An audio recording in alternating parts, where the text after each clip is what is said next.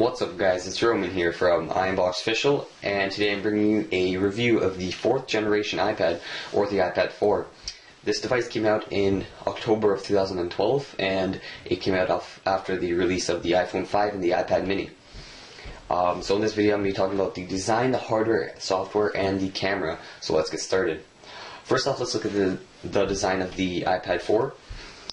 Overall, it does look exactly the same as all the other iPads did. So the iPad 2 and the 3 looks identical to them.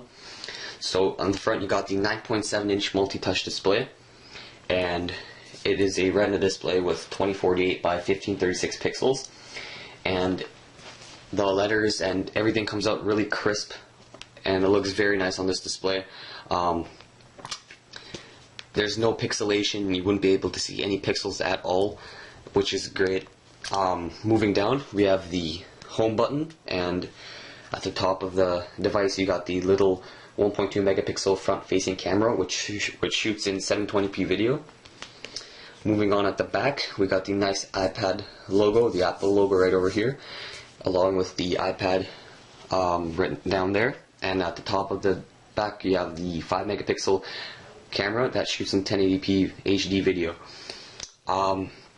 At the bottom of the device, you got the lightning connector, which is the only difference between this and the iPad 3, and you also got the speakers. Moving on, at the top of the device, you got the headphone jack and the lock button. And on the right side of the device, you have the volume rockers along with the on and off silent to loud mode. And that is actually pretty much it for the hardware. The design.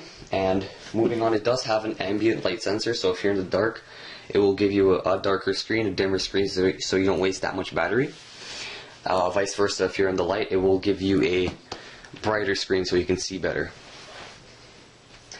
The iPad 4 weighs 662 grams or 23 ounces, which is decently light for a tablet of this size. If you look at the Galaxy Tab, it is a lot heavier than this. I mean, this is really thin too, so if you hold it, it feels like you're holding like a really thin chapter book or something. Moving on, let's look at the hardware. So this does come with a A6X chipset, and that is one of the differences between this and the iPad 3. The A6X has quad-core graphics along with a dual-core 1.4 GHz processor, and this is very, very fast. I mean, for a dual-core processor, it is very fast for a iPad. You won't find any lag whatsoever on this device. I mean, it looks great, and you wouldn't find any pixelation, no lag. Even if you go to the search menu, usually there's a bunch of lag here, but with the A6X chip, it's just smooth all the way around. Moving on, it does come with 1 GB of RAM. And this is a 16 GB model. Also comes in 32 and 64 GB variants. Let's move on to the software. So it is running iOS 6, and this is a very, very bad. I don't know. I don't really like the operating system that Apple made. It has no widgets. It's very boring. It's like for really old people. Very simple. I mean, like 2-year-olds could use this. It has no widgets other than the tap to tweet widget, which is pointless, and I barely use it whatsoever. Overall, but the operating system is really fast compared to BlackBerry or Android. It does have no lag time, as I said before, so if you open up an app, it loads very, very quickly.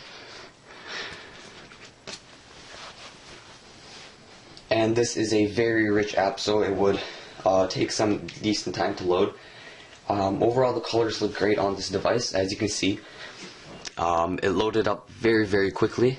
Let's move it up, and the colors on this device are very rich, very vivid, and you don't find any pixelation whatsoever, so that's a really good plus.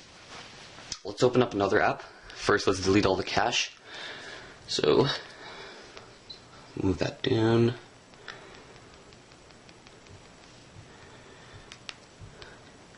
Wow, I have a lot of stuff opened. And bam, let's open up Plants vs Zombies, as I know that is takes up a lot of RAM. So let's open it up.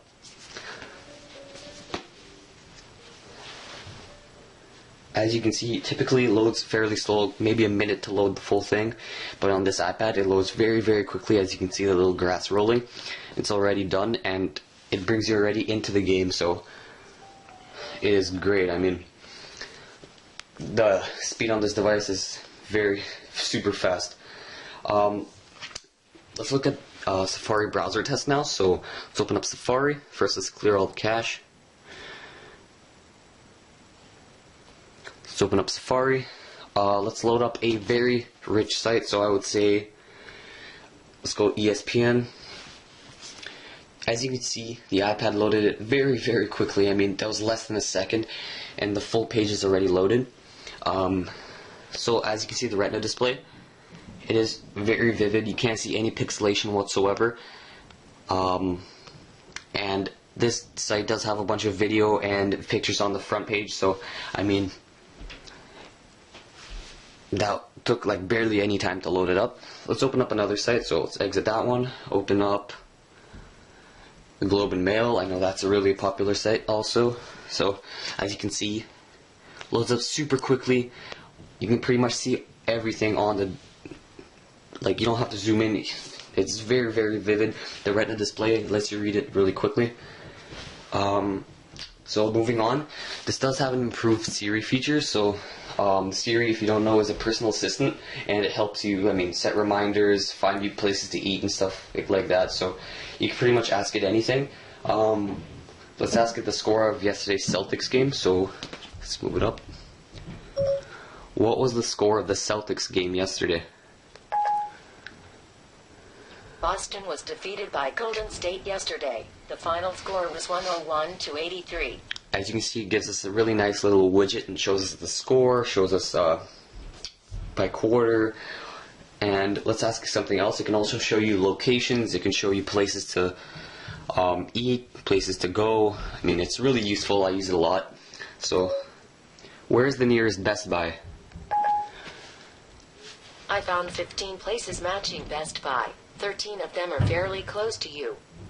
As you can see, it loads up a bunch of different Best Buys near me, which is great. You can also ask it the weather. What's the weather like outside? Some bad weather coming up through Friday. Down to -11 degrees and snowing. As you can see, it tells you everything, which is super great. That's one of my favorite features on the iPad, and I use it a lot.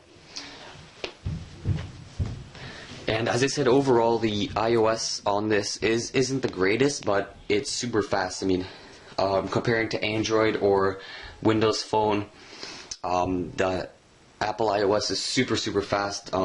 There's no lag time, as I said before, and it loads up everything super quick. The videos on this look great.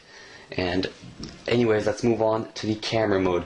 So this does come with a 5 megapixel rear camera, and it does shoot in 1080p video. So I wouldn't recommend shooting it for professional videos, but overall, if you're just like at the beach and you want to shoot a video, I think that'd be great.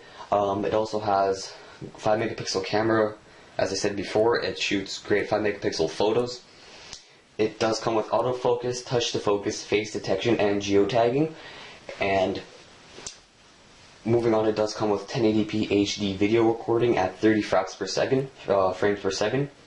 And at the front, you got the 1.2 megapixel front-facing camera, and it shoots in 720p HD video. Alright, so I'm using the rear camera and recording 1080p right now. Currently in the basement, and it's not really low lights. Lots of bright lights at the top, so this is what it would look like if you were to be recording in a nice lit area.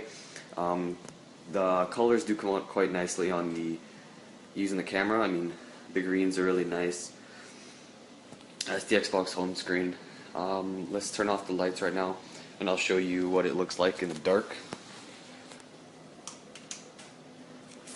So as you can see, it does get a little bit more grainy. Well, this is an iPad, so all of the iPad cameras aren't that great, but overall, it's a decent camera for an iPad. I mean, you're not really paying for the camera, you're paying for the iPad experience. So, yeah. So that's been the review of the 4th generation iPad, and if you enjoyed it, please don't forget to subscribe, leave a like, comment if you have any questions, and I'll see you guys later.